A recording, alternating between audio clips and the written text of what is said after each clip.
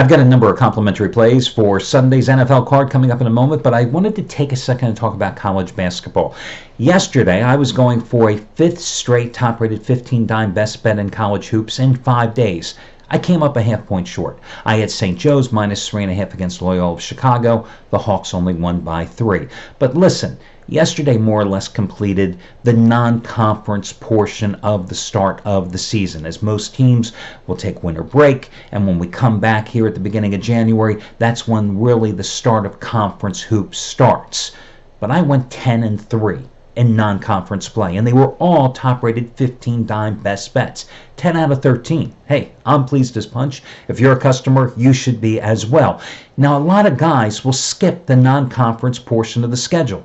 Damned if I know why, because I've been telling you for years, the opening stretch of any season, normally the first 2 to 3 weeks, it's the only time that we, as gamblers and as handicappers, have the advantage over the odds makers, because they don't know what to expect from these teams any more than you or I. And it doesn't matter what sport or what season we're talking about. But in college basketball, it's more unique, because in college hoops, you have the Little Sisters of the Poor playing the Power 5 conferences for money games, right? You have all these preseason ridiculous tournaments. But you've got a 4 to 5 week window where you can cherry pick games. And if you're somebody like me, and if you get my analysis, you know I rely extensively on KenPom.com because of the statistical analysis, especially the non-conference strength of schedule category. You can cherry pick games and you can find winners. So 10-3 with the non-conference portion of the schedule. But now you got conference play starting. And if you follow these teams and you have, in my case, a bucket of about 30 to 40 teams that you followed extensively for the past 5-6 weeks, well, now conference play starts. And it gets even easier because you've got experience of what you've already handicapped and teams that you've extensively researched and followed for the past 5-6 weeks. So you're not coming in here a virgin. You already know what's going on. And now you have consistency, you have stability, you have teams that you know are going to play Monday, Wednesday, Friday, or Saturday. You have teams you know are going to play Tuesday, Thursday, or Sunday. And you have teams that are going to play other teams on a consistent basis. It's like betting baseball. It gets even easier. And you've got background because you've been working for the past 5 or 6 weeks. Again, I just don't understand how some guys turn a blind eye to college basketball and even the NBA during the past 2 months because all they focus on is college football and the NFL. It's stupidity. But that's how a lot of guys do it. What can I tell you? Okay, here in the NFL today, I can tell you that the big play would be from Scott Delaney. He's going for NFL winner number 12 out of 14. His third 200-dime double your wager play of the season, of the year, rivalry route of the year. Boy, that's tough to say.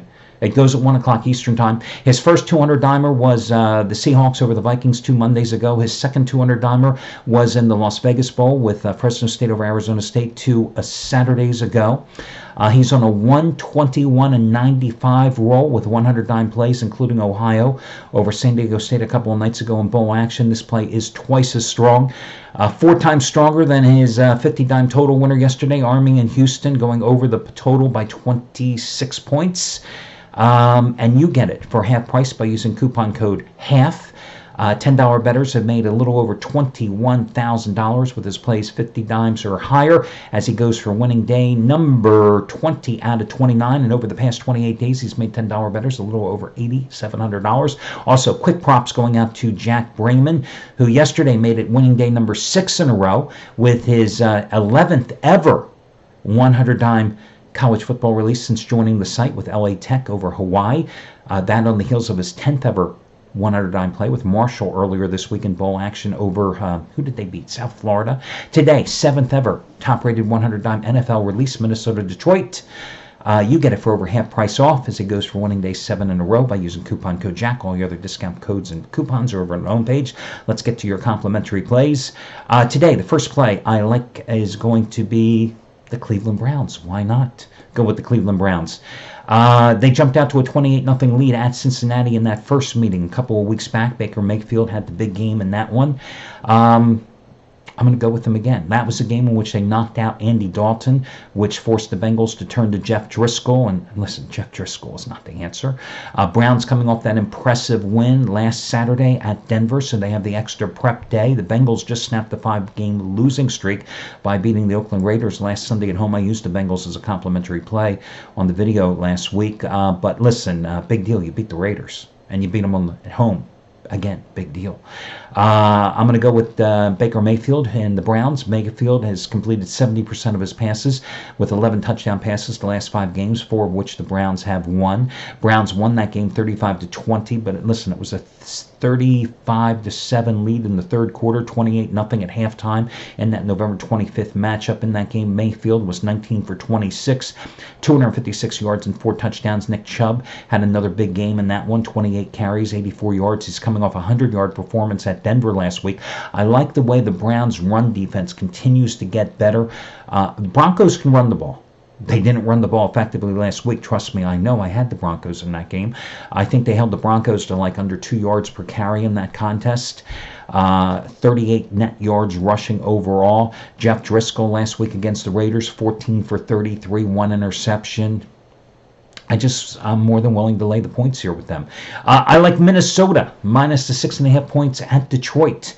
I like the way, obviously, that the Vikings, because they made the change at offensive coordinator, Mike Zimmer wanted to run the ball. He sacked his offensive coordinator, turned back to a guy who had previously been the guy working under the former offensive coordinator, Pat Shurmur. Kevin Stefanski taking over the job. And needless to say, the Vikings started running the ball last week in the first game after the offensive coordinator change. And surprise, they came out.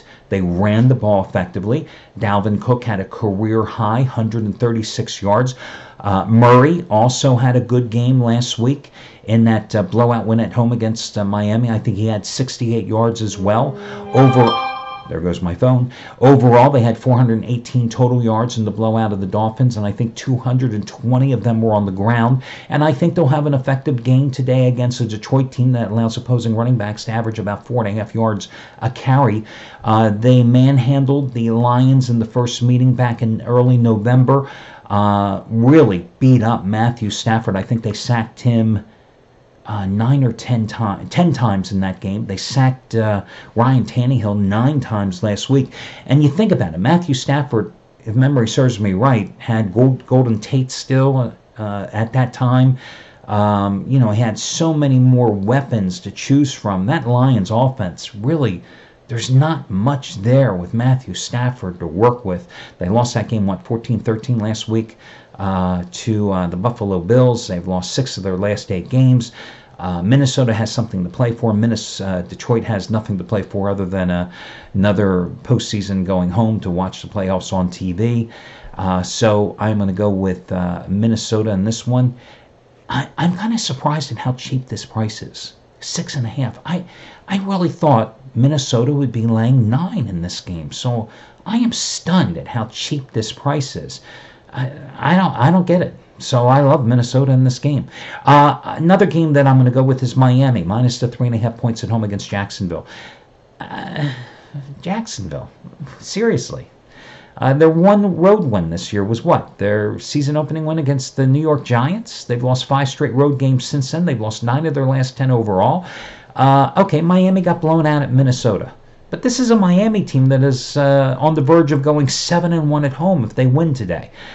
This Jacksonville offense, since Cody Kessler, why did anybody think that Cody Kessler was going to be better than Blake Bortles? You tell me. Riddle me this. They have had 1 offensive touchdown in the 3 games with Cody Kessler as a starter. In fact, 1 touchdown in 31 drives since Kessler took over and they fired their offensive coordinator. 1 touchdown in 31 drives. Can they run the ball in Miami? Well, everybody runs the ball in Miami.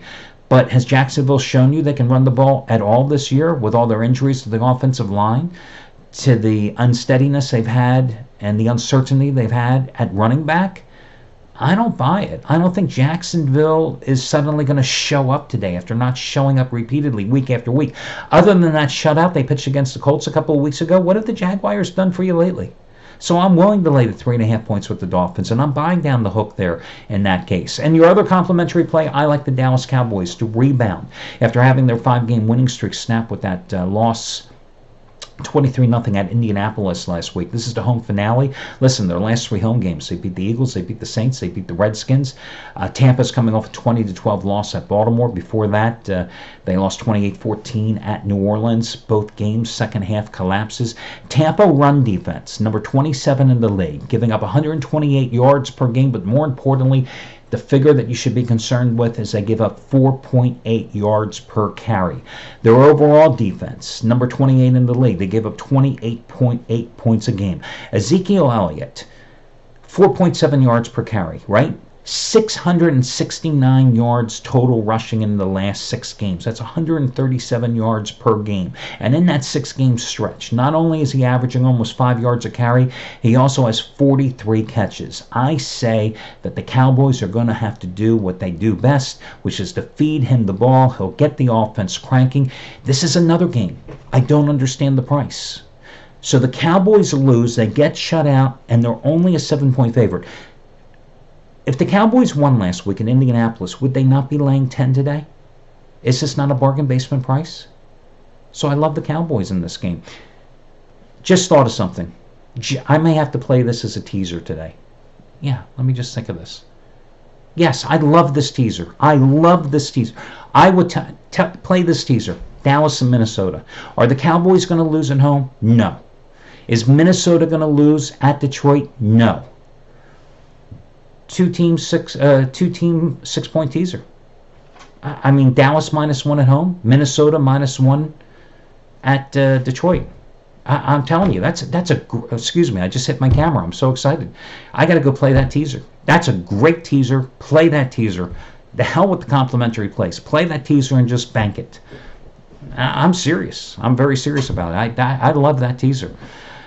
So anyway, that's it. Good luck. Talk to you again tomorrow.